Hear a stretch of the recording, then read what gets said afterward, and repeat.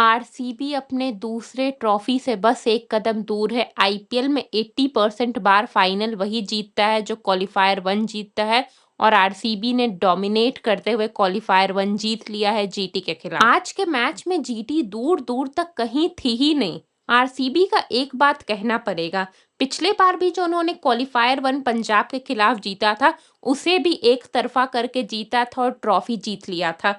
तो इसे क्या समझे कि जीटी के खिलाफ भी एक तरफा क्वालिफायर 1 जीता है, तो क्यों आरसीबी वालों ट्रॉफी घर आ रही है।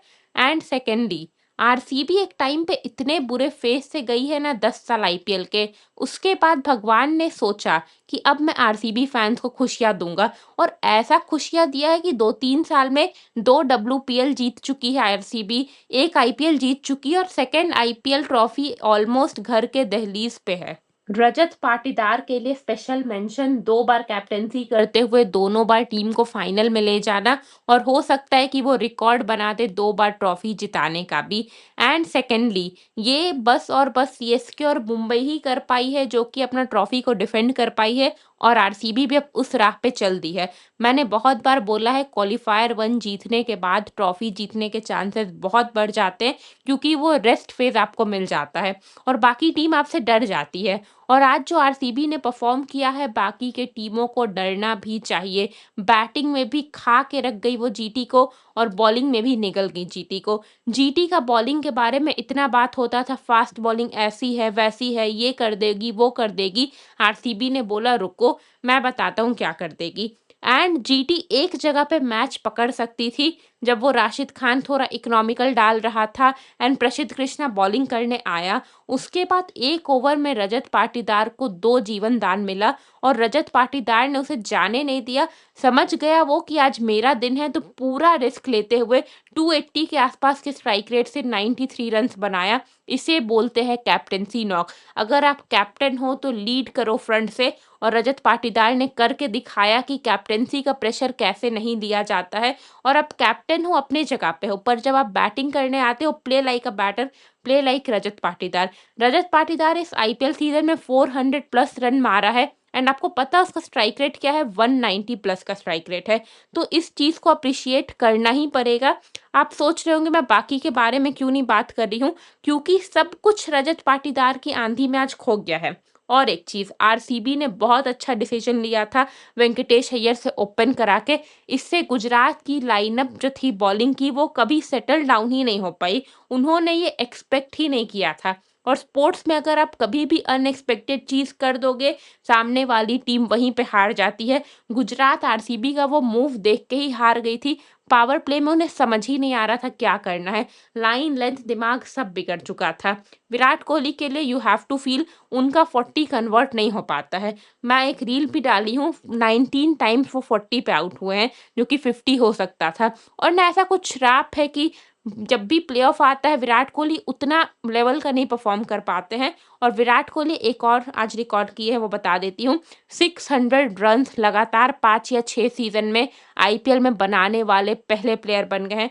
तो hats off to Virat Kohli too. And मुझे तो भाई आरसीबी अब ट्रॉफी लाती हुई दिख रही है। और ये एकदम 250 प्लस वाला पिच भी नहीं था। कृणाल पंड्या को देखो, थोड़ा स्ट्रगल कर रहा था, बट रजत पाटीदार ने तो सारे पिच को इक्वेशन से निकाल दिया, सब कुछ को इक्वेशन से निकाल दिया, और बोला कि आज तो मैं ऐसा खेलूंगा कि गुजरात सोच ही नहीं पाएगी कि उनके पास पर्पल कैप है, ऑरेंज कैप है, क्या है। आरसीबी ने ऑक्शन में ही इतना अच्छा टीम बना लिया था ना, इतने अच्छे इंडियन ऑप्शन है उनके पास, कि अभी जब तक नेक्स्ट बिग ऑक्शन नहीं आता है, उनको सारा आईपीएल का सीजन जीतना चाहिए। बहुत बढ़िया टीम है।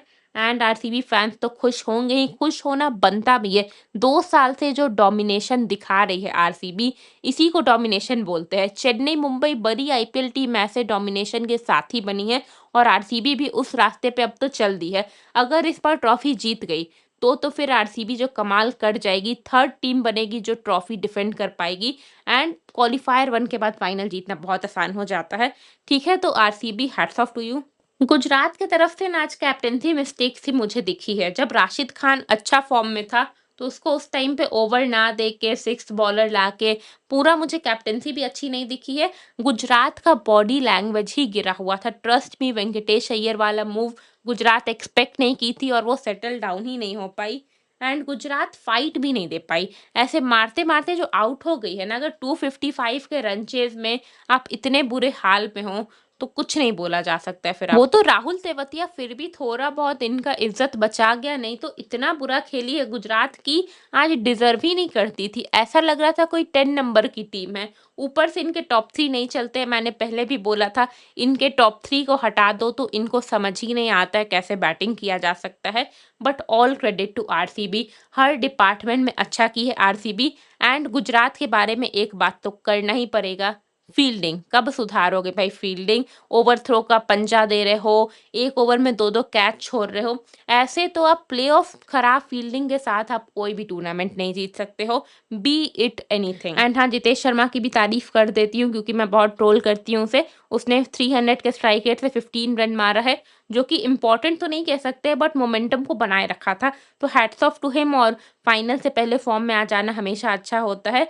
एंड आज का एड तो अगर आपको अपने लाइफ में किसी भी डिस्ट्रैक्शन को हटाना है, तो एक चीज़ हमेशा याद रखिए कि डिस्ट्रैक्शन को अवॉइड करना आसान है रैदर देन रेजिस्ट करना। अगर आपको फ़ोन नहीं चलाने का मन है, तो फ़ोन आप सामने रख के रेजिस्ट करने से अच्छा है फ़ोन को कहीं दूर रख दीजिए। फॉर एग्ज़ाम्पल, विराट कोहली को छोला-भटूरा नहीं खाना है, तो वो जाके राम के छोले-भटूरे के पास नहीं दिखेगा और उसके बाद रेजिस्ट नहीं करेगा कि मेरा इतना कंट्रोल है, वो उस चीज़ के पास में ही नहीं जाएगा।